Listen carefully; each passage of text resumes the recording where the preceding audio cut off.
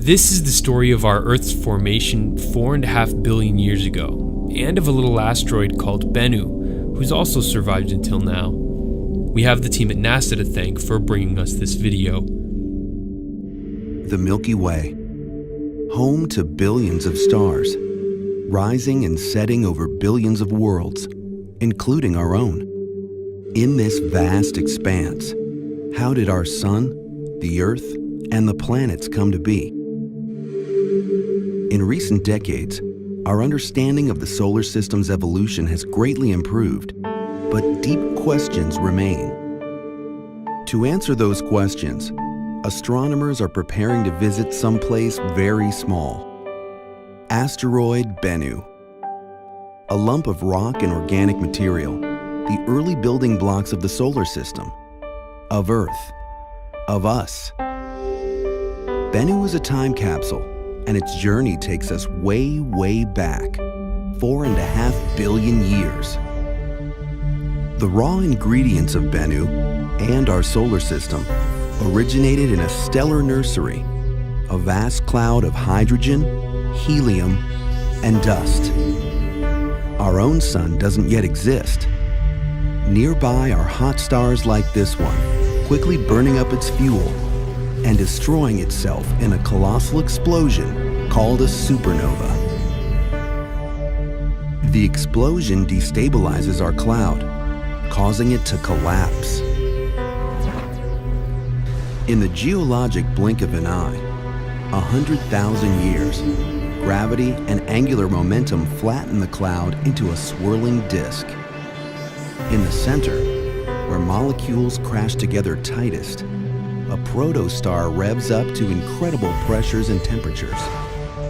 Deep within the disk, clumps of dust not much larger than a grain of wheat are flash heated into droplets of molten rock, called chondrules.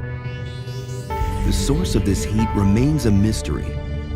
Chondrules are destined to become the building blocks of the solar system. Coaxed by gravity and turbulence, the chondrules clump. They grow into the first asteroids, into mountains, into planets. The asteroids are rubble piles of rock, metal, ice, and organics. This large asteroid is the parent body of Bennu, a protoplanet whose size we can only guess. Closer to the protostar, a planet begins to form. And then, dawn in the solar system. The protostar undergoes fusion and ignites, revealing our sun. But the solar system is far from finished.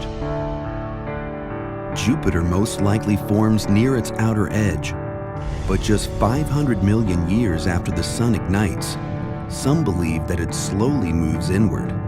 Its massive gravity ripples the asteroid belt, disrupting countless asteroids and comets, flinging them toward the sun. They rain down on the inner planets, hammering and remelting large portions of their crust.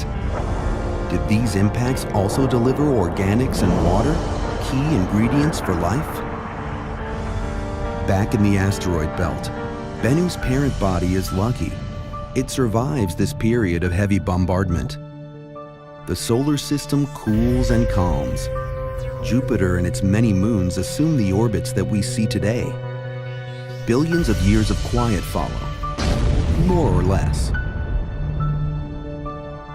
Then 1 billion years ago, one theory suggests a collision shatters the protoplanet.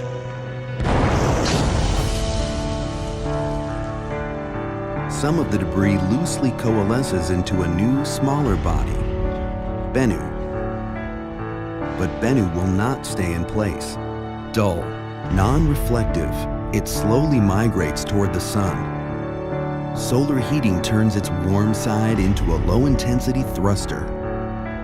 Through millions of years, Bennu's orbit gradually tightens until it interacts with Saturn's gravity, altering its trajectory and hurling it into the inner solar system.